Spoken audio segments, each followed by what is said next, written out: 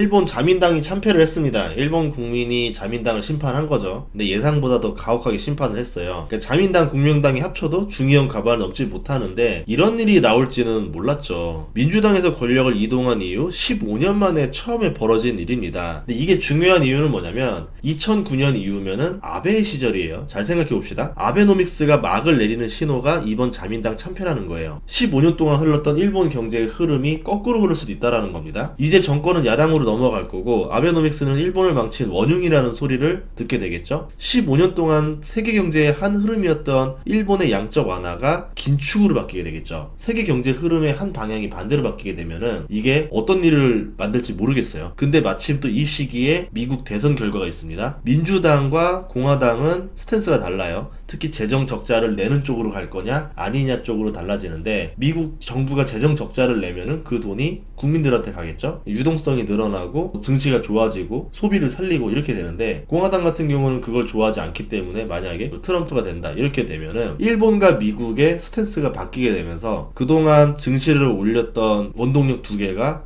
바뀌는 상황이 나올 수도 있다는 거죠. 일본 자민당은 그동안 4차례 총선 동안 단독으로 과반 의석을 넘겼습니다. 일관된 정책을 오랫동안 유지할 수가 있었죠. 내년 여름에는 상원에 해당하는 참의원 선거가 있는데 이마저도 야당으로 기울 수가 있겠죠. 그러니까 자민당 입장에서는 완전히 개혁을 해서 국민의 신임을 얻어야 하는 압박감을 받게 됩니다. 이제 1개월 이내로 특별국회가 열려야 되는데 1월 7일쯤으로 보고 있는 것 같아요. 그때 새로운 구성을 하지 않을까 이렇게 보고 있고 근데 뭐 이제 남은 기간 자체가 11월 5일에 미국 대선까지 있다 보니까 지금 미국도 혼란스럽고 일본도 혼란스러운 이 한 주가 되지 않을까 이렇게 보고 있습니다. 자민당이 깨진 이유는 뭐냐? 표면적인 이유는 비자금 역풍인데 저는 이거 아래 다른 이유가 있다라 봐요. 이런 표면적인 이유들은 국민들이 분노할 도화선이 되는 스캔들이죠. 쇄신을 내세웠지만 밋밋했고 비자금 역풍이라는 이미지를 깨지 못했습니다. 근데 그동안 오랫동안 정권을 잡은 정당인데 국민들이 이렇게 반대표를 던졌다라는 거는 단순히 이런 비자금 역풍에 화를 내는 게 아니에요. 왜냐하면 비자금이 나의 인생과 달라지는 건 크게 차이가 없어요. 이 정도까지 뒤집어지려면 국민들의 인생에 피해를 줬기 때문에 저는 뒤집어졌다라고 봅니다. 뉴스는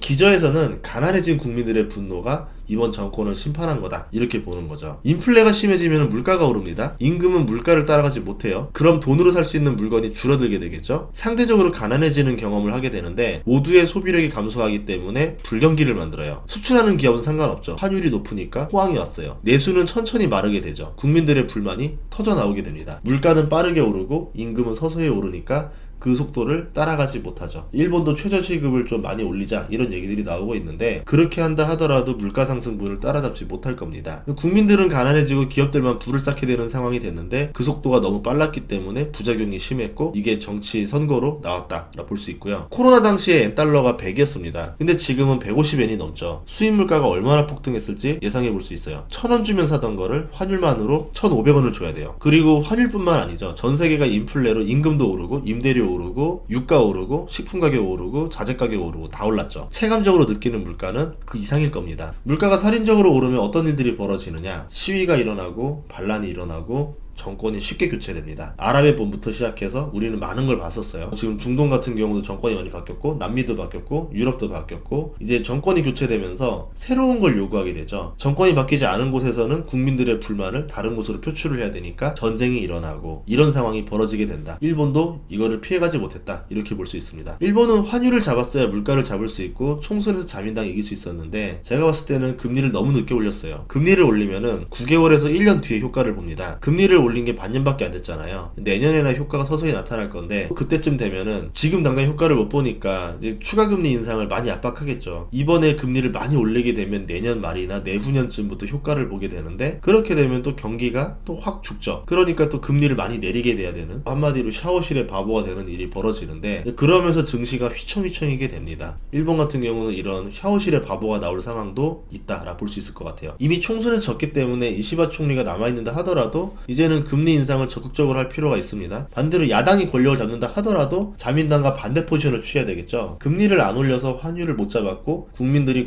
고통스러워했다라는 메시지를 던지려면은 금리 인상을 서둘러야 됩니다. 그러니까 일본 은행 입장에서는 어떤 정권이 권력을 잡든지 간에 이제 금리를 빨리 올리라는 압박을 받게 되는 거예요. 문제는 그동안 일본은 미국 눈치를 봐야 됐었는데 이제 눈치를 보지 않아도 되는 상황이 됐다라는 거죠. 올해 4월 달에는 엔화가 달러당 155엔을 넘겨도 정부에 개입하지 말라는 옐런의 협박이 있었습니다. 겁니다. 그때 일본 재무성이 미국에 갔었는데도 불구하고 이런 협박을 당했었죠. 6월 달에는 환율 조작 감시 대상에 추가하면서 협박을 합니다. 하지만 이제 미국 선거 결과도 곧 나오고 트럼프가 될 가능성도 좀 더 높다고 보거든요. 그러면 일본은 본인들이 살기 위해서라도 끝발 떨어진 옐런의 말을 듣지 않을 가능성이 있어요. 그래서 엔캐리 트레이드 청산 가능성도 나오고 있는 겁니다. IMF는 엔캐리 청산 가능성에 대해서 경고를 하고 있는데 금융 시스템의 구조적인 문제에 엔캐리 청산이 발작 버튼과 연관이 있을 가능성을 말했어요. 굉장히 돌려서 말했지만 제가 봤을 때는 무언가 알고 있는 멘트가 아닌가 이렇게 싶을 정도로 그동안 옐런이 했던 행동들이 이래서 그랬던 건 아닌가 이런 생각이 들었거든요. 옐런이 일본이 금리를 못 올리도록 막고 엔화 약세를 유도한 이유가 증시를 떠받치기 위해서 그리고 금융 시스템의 문제가 드러나지 않기 위해서 억지로 막은 것이 아닐까. 그동안 일본에 했던 협박을 생각하면은 상당히 강한 수준의 협박이었고 일본은 자신의 정권을 잃어가는 위기가 오면서까지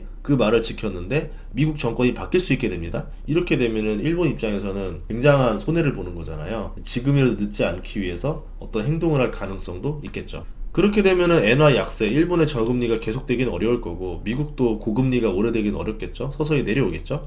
그럼 두 국가의 금리 차가 빠르게 좁혀지는 구간이 올 겁니다. 그 구간이 오는 거를 선거 전에는 오지 못하도록 막았던 것이 아닐까. 선거가 끝나고 났으면은 에라 모르겠다, 네 맘대로 되라 이렇게 될 수도 있잖아요. 그러면 엔화가 급등하는 구간이 올 수 있다는 거죠. 그 속도가 빠르게 되면 엔캐리 청산 속도도 빠르게 되는 거고 그러면 시스템의 문제를 확인할 겨를도 없이 무언가가 터질 수도 있는 거고 느리게 되면은 느린 대로 또 서서히 청산이 되는데 둘 다 이렇게 되든 저렇게 되든 유동성이 서서히 줄어들게 됩니다. 미국 증시에서 이 돈들이 일본으로 빠져나가는 거잖아요. 그러면은 이게 시장의 충격과 연관이 있을 수도 있다라는 거죠. 이번 일본의 총선 결과는 느린 청산보다는 빠른 청산을 부를 가능성도 있는데 이제 일본의 경제 상태가 좋지가 않습니다. 소득에서 식품으로 쓰이는 비중이 엔겔지수 이게 높을수록 월급을 벌어서 먹는 데 쓰는 돈이라는 거잖아요. 가난지수로 볼 수 있거든요. 일본은 이 엔겔지수가 42년 만에 최고치가 됐어요. 국민들은 과거 어떤 시절보다 더 가난하다라는 거죠. 정부가 선거로 심판받을 만 했다라는 겁니다. 금리를 빨리 올리라는 이제 무언의 압박이 되는 건데 이런 상황을 보면은 일본 은행 총재가 말했던 금융 정상화 이제 시작이다. 이 말의 의미가 무엇인지 해석이 돼요. 그냥 시원시원하게 지금 금리 인상 늦었다. 빨리 올려야 된다. 이렇게 말해주면 되는데 뭐 교토 사람도 아닌데 자꾸 교토 사람인 것처럼 계속 말을 돌려서 해요. 어쨌든 디플레에서 다른 국가들처럼 적당한 인플레가 오는 시절이 시작되었다. 이걸 말하는 겁니다. 그러면 다른 나라들처럼 금리를 추가로 인상해서 물가를 안정시키는 게 일본 은행의 의무죠. 아베노믹스 시절의 일본 은행이 아니라